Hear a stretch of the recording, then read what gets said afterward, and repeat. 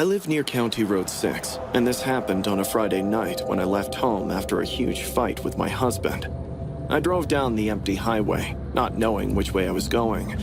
Then, at one point, I had to stop because tears were clouding my vision. I cried like a 6-year-old, sitting in my car for hours, then finally decided to pull over for the night. After driving for a few more minutes, I found this moderately looking hotel on the side of the road. It wasn't very expensive. The staff was quiet and showed me to my room. I threw my bag on the dirty sofa and went to take a hot shower, thinking it would calm me down. But when I came back to that cold bed, stress caught up to me. I have suffered from sleep paralysis on and off since my early 20s. It only happens when I am emotionally overwhelmed. For those who have never had sleep paralysis, it's a horrifying state to be in. My mind stays awake, while my body shuts down, trapping me in between. I pushed all those negative thoughts down and lay down on the bed. I was already exhausted, and not to mention, emotionally drained. So within a few minutes, I dozed off. For the first couple of hours, I slept like a rock, but suddenly, I woke up. I knew immediately what was happening. My eyes were open, fixed on the ceiling. My chest felt crushed beneath a heavy, invisible weight. My arms and legs were numbly locked into place. My breathing came in shallow, panicked gasps that did not feel like they were getting enough air into my lungs. I realized I'm having another episode of sleep paralysis. The room felt colder than it should have been. The heater hummed weakly by the window, but the air against my skin was sharp, biting. At first, I noticed the bathroom. The lights were off. Immediately, I felt like something wasn't right in here.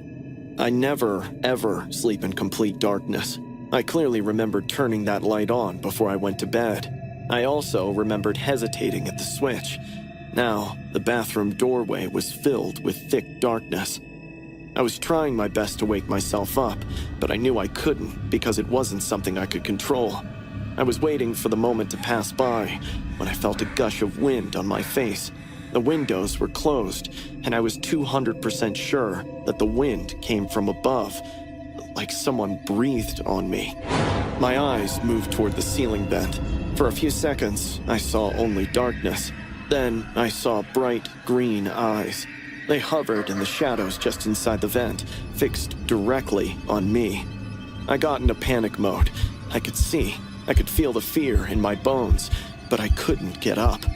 I tried convincing myself that it was all my imagination, and there's no one actually inside that vent, when the vent cover made a soft, metallic creak. It shifted slowly, bending outward by mere inches. Dust slid down onto my pillow in thin gray streaks. For the next few seconds, the darkness in the vent sent me into hyperventilating. I tried even closing my eyes, but I couldn't. I kept staring at the dark vent, still believing I imagined those eyes, when a head slowly popped up. There was a man inside that vent now, and he was completely bald. His scalp reflected the faint outside light like polished bone. There were no eyebrows above those glowing eyes, no eyelashes framing them, no stubble, no pores. His face looked wrong in a way my brain could not process. His breathing was wet and heavy, echoing faintly inside the ducts. He just watched me for God knows how long. Then his shoulders pressed through.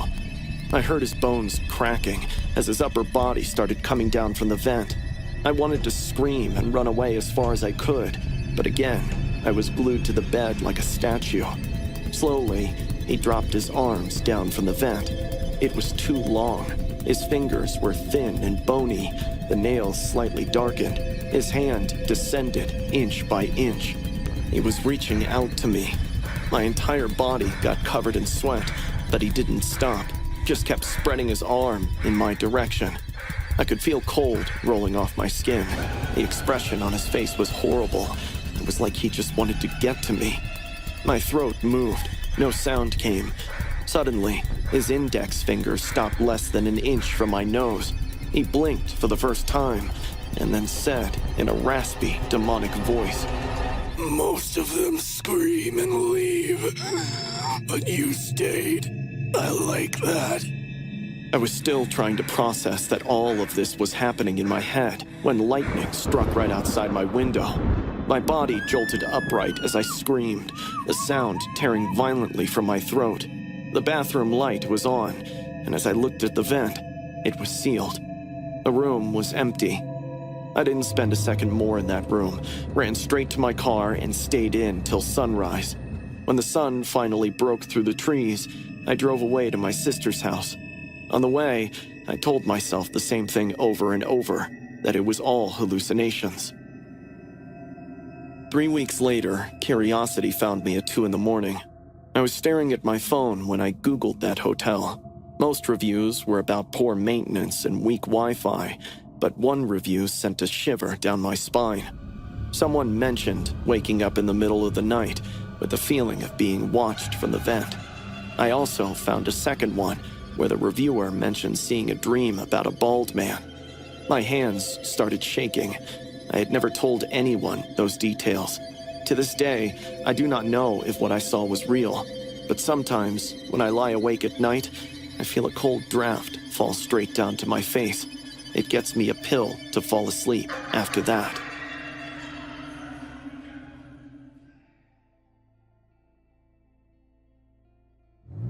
I was driving west on Highway 417 toward Ottawa when the storm hit out of nowhere. 1 minute, the road was clear. The next, visibility dropped to almost nothing. Snow slammed against my windshield sideways, and the wind kept shoving my car just enough to make the steering wheel feel loose in my hands. My gas wasn't critically low, but it wasn't great either. I checked my phone. No signal. I hadn't seen another vehicle in over 15 minutes. That's when I noticed the hotel sign. It was barely visible through the blowing snow, standing crooked at the edge of a dirt road that cut off the main highway. A single flickering bulb swung violently beneath it.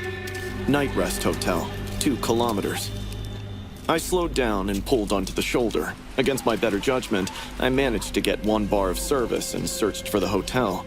Every result said the same thing: closed, permanently. No website, no recent reviews. One article mentioned something about structural damage years ago. According to the internet, this place should not have existed anymore. But the sign was lit, and behind me, the storm had swallowed the road completely. Sitting in my car all night in sub-zero temperatures suddenly felt like the more dangerous option, so I turned onto the dirt road. The road was worse than I expected. Deep potholes, patches of ice under mud, trees closing in tight on both sides. It felt like I stepped into a different world where I'm not welcomed. After about 2 kilometers, I saw a neon sign buzzed weakly above the entrance. Night Rest Hotel. The building looked abandoned. Paint peeled off the walls. Windows were clouded with grime. Half the parking lot was buried under weeds and snow. There wasn't a single other car. I left the engine running for a full minute, trying to convince myself not to go inside. Then, a gust of wind slammed something against my car door so hard it made me jump. That decided it. The lobby smelled like mold, sewage, and something faintly metallic. The lights were dim and yellow, like they hadn't been changed in years. At the front desk, under a weak desk lamp, sat an old woman. She was hunched forward in her chair, crocheting with slow, twitchy movements. Her skin was gray and sagging. Thin white hair clung to her scalp like cobwebs. She didn't look up when I came in. "Hi, do you have any rooms for the night?" Her hands stopped moving.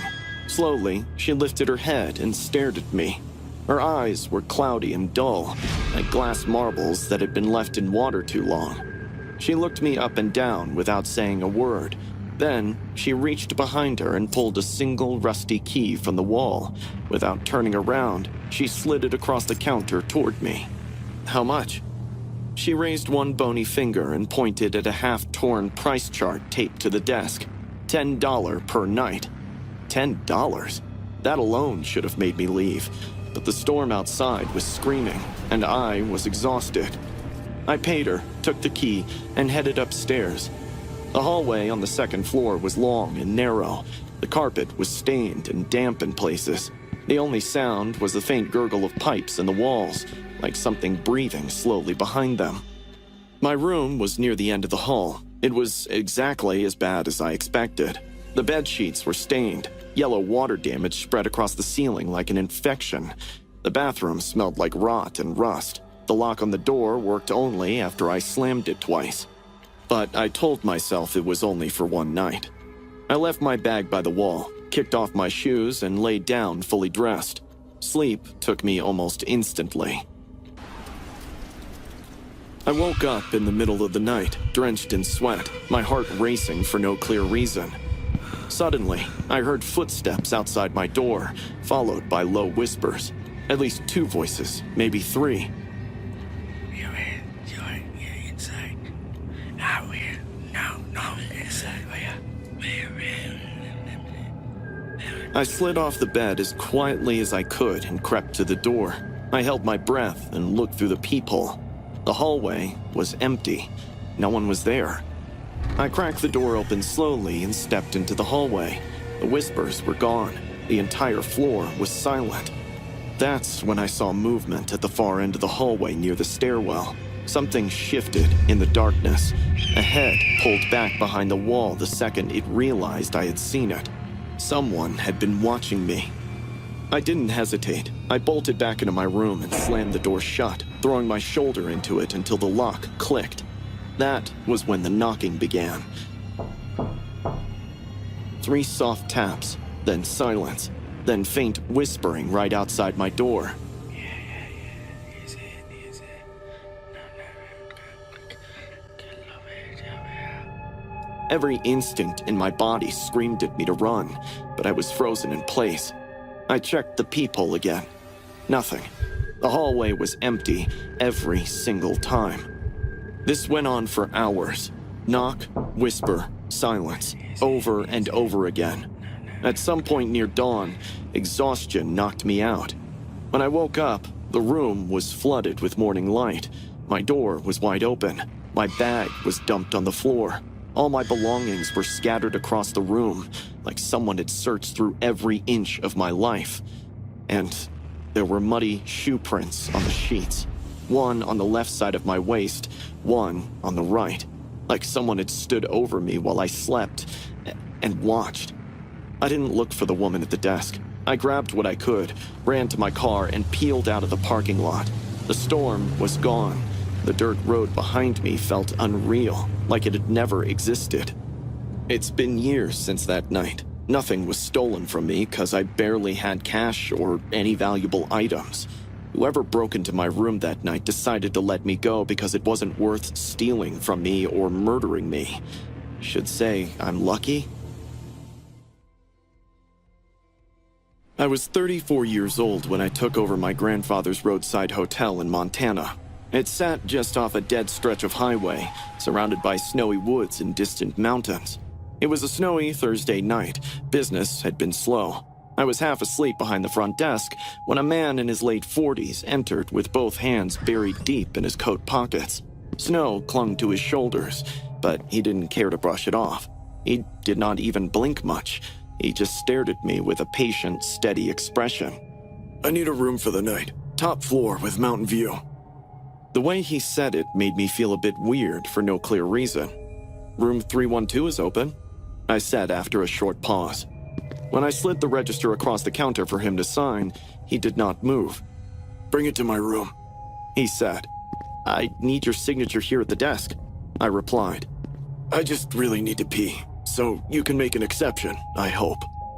I thought it wouldn't cause any harm to get the signatures later, so I forced a polite smile and grabbed the key to show him to his room. Strangely, he did not take the key from me, like he was totally committed to not taking his hands out of his pockets. He simply turned and started toward the stairs. I followed behind him. When we reached the 3rd floor, I unlocked the door to room 312 and stepped back. "Give me 15 minutes to freshen up and bring the register to sign." I stepped back into the hallway, stared at me for a long, uncomfortable moment, and then he slammed the door so hard it rattled the walls. I hurried downstairs and sat behind the desk, thinking, does he have a gun? But a few minutes later, I told myself I was overreacting. I had seen strange guests before. Addicts, drifters, people running from something. maybe he's just another weird creep. 10 minutes later, I took the pen and forced myself back upstairs. The hallway on the third floor was dead silent. When I reached his door, I heard water running from inside the room. I knocked. "Come in." I opened the door. The bathroom faced the entry. Steam rolled out into the room. The man stood at the sink with his back facing me. He was washing his hands slowly. Nothing about him felt weird now. I blamed my mind for judging people too quickly. Maybe he really needed to use the washroom. I put the register on the nearby coffee table and waited. While washing his hands, he began making small talk with me. He told me that I have maintained the pipeline and drainage system well, because often at hotels like these, people face poor maintenance. I too initiated the conversation by replying about how I inherited the place from my grandpa and I'm trying to turn it around. As we talked, I scanned the room, searching for his belongings. He had no luggage when he entered, hence there was only his jacket, which was now lying on the bed. Even from the back, I could tell the man had rough days. There were stains on his once white shirt. The back pocket of his jeans had mud, like he had sat on the ground for hours. The man probably thought I was getting impatient, so he began asking me more questions. And slowly, his questions were getting uncomfortable. "Do you wash the bathroom with bleach?" Yeah? Good, good. Bleach takes away every stain." I rolled my eyes, thinking how he was wasting my time. At one point, I got really frustrated and asked how long it will take for him to sign the register, because I have to go down for some other work. That's when he dropped the soap on the bathroom floor. He ducked down to grab it, and for the first time, I got a glimpse of the sink. The entire white sink had stains of blood mixed with water. That one hand of his, which was grabbing the edge of the sink while he picked up the soap, still had clots of dried blood near his fingernails. It hit me that moment why he refused to take his hands out from his pocket. He had blood on them, and it was clearly not his blood, because he had no wounds whatsoever. The man got up with the soap, finished cleaning his hands as much as he could, and then turned to face me. His eyes were wide now, and he had a bigger smile than before. "Long night, huh? Some stains just don't come out unless you scrub real deep." I stood terrified, glued to the floor. He wiped his wet hands on my jeans, then picked up his jacket from the bed. While wearing the jacket, he watched me like a hawk. Then he came closer to me and said, "I just needed to use your washroom." I gulped. No words came out of my mouth. He leaned closer, almost breathing on my face. "Don't worry, I cleaned up most of it." I still couldn't talk. He looked at the mirror, set his hair, and then walked to the door. Before leaving, he looked at me one last time and said, "You seem like the kind who knows when to stay quiet. Good, I like that." He left just as he came. I don't remember how long I stood there, watching the remaining blood stains on the sink and the half-open door of the room.